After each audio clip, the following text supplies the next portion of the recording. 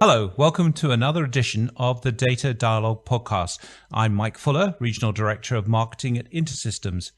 In today's episode, I'm joined by my colleague, Jon Payne, Manager of Sales, Engineering and Education at InterSystems. Hi, Jon. Hi, Mike. It's great to be here again. In this podcast, we're talking about the exciting trends and developments discussed at this year's Gartner Data and Analytics Summit in London. I think, like me, Jon, you found it great to be back at a real, live, in-person event where we could exchange ideas about data and analytics, get involved in discussions, and connect with some of our peers. True? Absolutely. It's fantastic to be out meeting people in person again at an event where we can really talk about topics that are interesting to us all. Talking about topics, let's start by talking about data. One of the most interesting points to emerge from the summit, for me, was whether it's time for us to row back slightly from big data. Is it time to think less about volume and a little more about simply having the right quantity of data for the task in hand? Yeah, I think so. I mean, that was a key theme at the event, but it certainly is a challenge that we've been helping our customers tackle for quite some time now. Whether you're taking it from a standpoint of, the traditional data warehouses, which have just grown and eventually formed a data swamp, but also the growing volume of data from other sources of different types, different velocities, different amounts of relevance to solving a problem. There's often a feeling that you need to get all the information to get a complete picture or the most accurate insight. And really, I think what we need to focus on is ensuring that people have the right information. And I think business leaders particularly should never really underestimate the power of small data, the smallest to the minimum data set required for what we want to achieve, for the decision that we need to make, for the relevant problem that we need to solve. And indeed, that's one of the challenges or problems that businesses know they face, the need to use data to drive innovation across an organization. But the way in which the cloud generates and consumes and stores increasingly vast amounts of data has created bad habits. Frankly, we've all become greedy.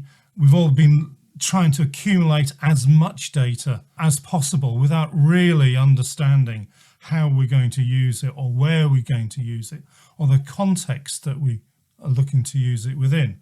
And from that perspective, I think it's time for us to start to say, well, let's guide ourselves, let's guide our users to the right data they need at the time of making a decision, not just enabling a fire hose of information, because then it ceases to become information and just becomes noise, becomes indiscriminate pieces of ones and zeros, but instead provide the right information in the right way so that the correct analytics can provide actions or guide people to make actions in a timely manner and in a way that solves operational problems, rises to the challenges that business are facing these days, and moves away from the horizontal data pipelines, the horizontal silos, if you wish, that have occurred increasingly in sort of the modern cloud-based architectures, where you see different pipelines consuming disparate data sets,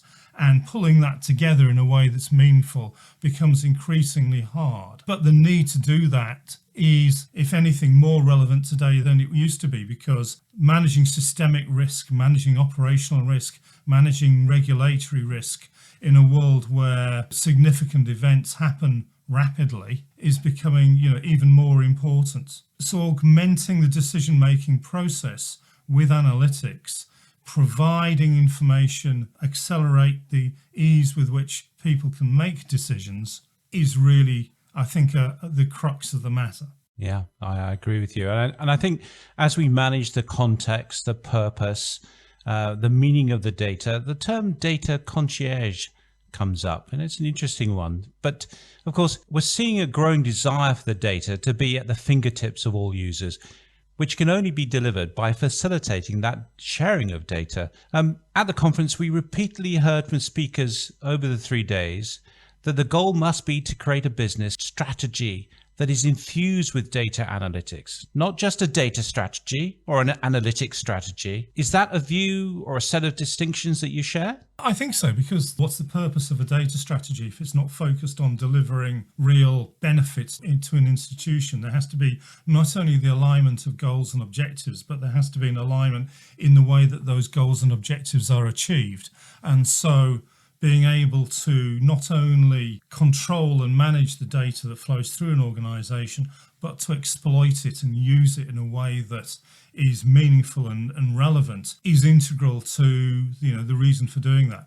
And we see that in the sort of successful data-driven organisations, in the ones where they really do manage to exploit data in a dynamic way, whether they're institutions that have started out as being internet-based, or whether they're multinationals that are managing their supply chain more readily and more effectively, as they can take action based on real-time data about events that are going on around the world. I think the foundation of it really is people within the organisation understanding what data really means, what data really is. I guess you could call it data literacy if you wish. And by that, talking about being familiar with the different types of data, being familiar with what they mean, and therefore understanding what insights can be gained from different types of data or different data sets. Therefore, what decisions could be driven from those insights. And that's that's where the rubber hits the road, really, isn't it? Assuming that your organization understands the importance of good quality data and understands where and how that quality data can influence the outcomes of how the business operates, then it becomes much easier within an organization to bring that data together, to generate insights, and also to look for additional ways to take advantage of that data, to do more research into correlated effects that might be apparent within the data. Data should be shared across an organization, not restricted to or hoarded within departments or silos. So this idea of data literacy really goes down, the fundamentals of how an institution operates or an organization operates, and comes back to the idea that data is open, data is understandable, everybody should have access to that data, not just people in specific roles seeing specific views of information. And that culture, if you wish to call it that, starts from the top. The chief data officer should be setting or describing the policy and the purpose within which data is viewed and consumed within an organization. But once that direction is defined and articulated by the chief data officer, then it becomes the role and responsibility of really everybody within that organization. Look at how they can not just work more effectively, how they can better augment the processes and decision making that they're undertaking, but also then look for the next challenge, look for the new challenge, look for how the business can be truly become data driven. And I'm very much in favour of evidence-based decision making in any sort of context. And the more data driven an organisation is, the more that decisions are made on facts that have become apparent through the data that flows through an organisation. I think it's very true that organisation will then become more resilient, because it's actually being shaped and behaviour within that is being modified based on what's actually happening, on facts that are driving towards specific goals. So you're viewing the information in the context of what it is your organisation wants to achieve, and making decisions about how to change the behaviour of your organisation based on the sight of those goals and what you need to do to get to them in a changing world. And so where you have this large proportion of employees within an organisation who understand what data is, who understand what information is, who understands the relevance of clean data to effective decision making, you get to the point where you can make the right decisions more quickly. Okay, so in the process of increasing data literacy, you're really saying if a company and organizations can be data driven, it's about culture, it's about behavior, it's about inclusivity, it's about a business agenda, not data for data's sake, driven by a technical agenda. So I think that's clear. But as business leaders, what do they need to consider as the right amount of data to solve a specific need? What do they do when they look at the need for this increase in data literacy to make the best use of it? That's really important, but there remains a major challenge. How do we bring all this data together, managing it and rendering it useful so that users can extract those insights that enable them to make better decisions?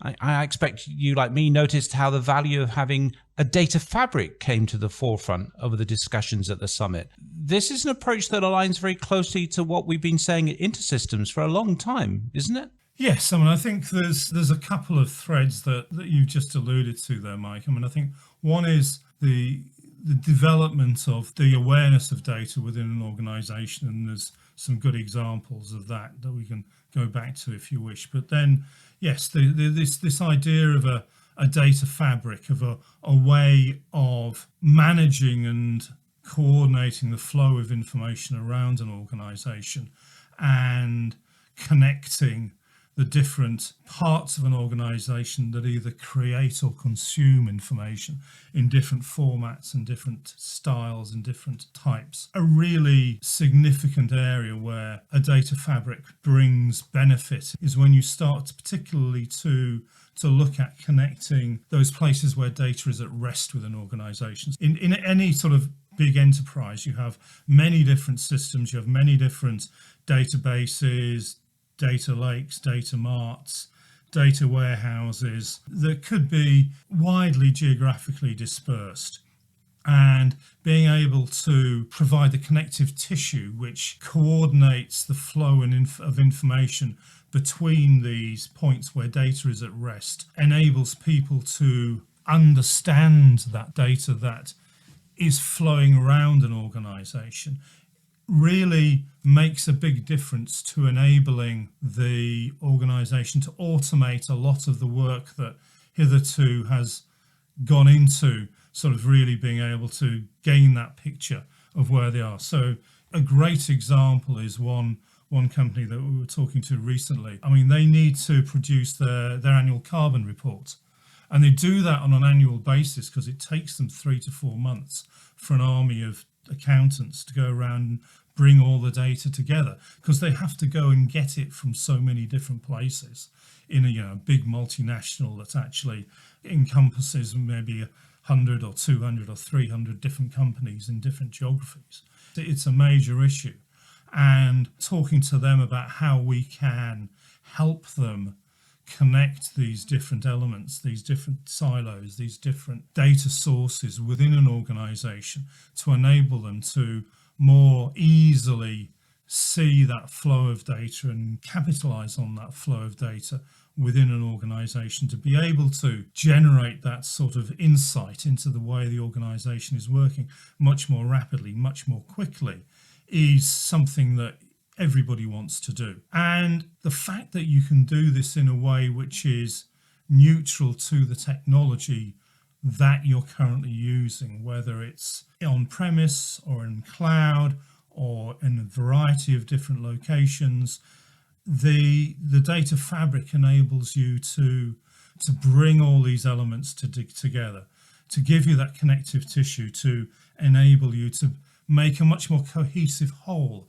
out of the information that flows around an organization, without the need to sort of disrupt what you have, without the need to rip and replace systems which have been there potentially for some time, provide a lot of benefit, but equally would be extremely expensive and risky to look at replacing. And so I think if we're trying to sort of bring this to a key close, I think we can see that a data fabric really is a major element helping businesses to reorient themselves, to really sort of help them bootstrap themselves into the new era in terms of helping them understand, coordinate, take better advantage of the information assets that are within an organization, and take away a lot of the sort of distractions and pain points in gaining access to that data and starting to apply analytics to it, because the data fabric makes that easy and rapid to do.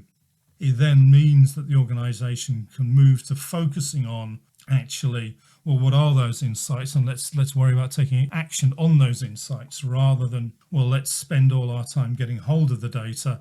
And by the time we've got it, it's too old to actually give us any benefit. Okay. As the understanding of data fabric increases, and it's obviously a significant trend, I understand InterSystems have devised a smart data fabric. Can you explain to our audience how this takes the concept forward of data fabric and why businesses ought to be interested in this approach?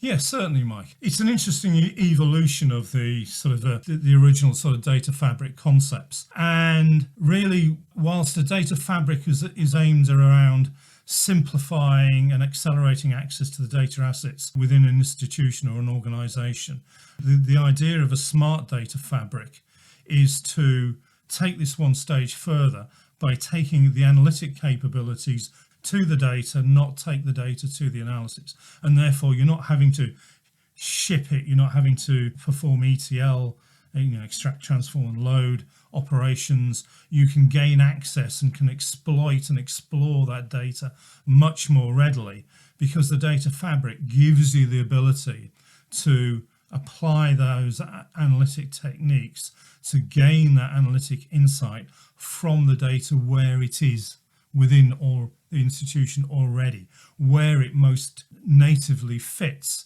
rather than saying we have to pull the data out into this, into yet another data warehouse or analytics platform to be able to make some sort of sense of it. This is the heart of the connective tissue idea, really, because you're connecting the silos, you're distributing the analytic capabilities to the data elements within the institution, facilitating the communication between those, and from that network of meaningful analysis you then start to really deliver the augmented insight into operations, requirements, needs within an institution. That means that everybody can have access to those insights, that everybody can look at and take advantage of ways to enhance the work that they're doing by being more data-driven, by being more timely, by making decisions that are more relevant. And this removes layers of organization. It reduces operational complexity for an institution because you don't need the intermediate layers and you don't need those processes and people and systems which worry about solving that gap between different silos, different organizations, different ways of operating within an organization, because the smart data fabric gives you that interoperability, that data liquidity as it moves around an institution in a way that previously really hasn't been there. Jon, that sounds really rich. I mean, pragmatic, business anchored, but a rich set of possibilities. And of course, we're better to discuss this kind of thing than at the Gartner Data Analytics Summit. So obviously makes a big difference to understand the insight from the data insider that you have, your vast hands-on experience and technical knowledge. So thank you very much for that. Really appreciate it. And I'm sure the audience will have found this discussion very useful. So thank you. For those who want to explore in more detail the topics we've been talking about, you should visit our website. There's a wealth of content and information on there and the people to contact. So many thanks for listening. I hope you'll look out for our next episode of the Data Dialogue podcast. Bye for now.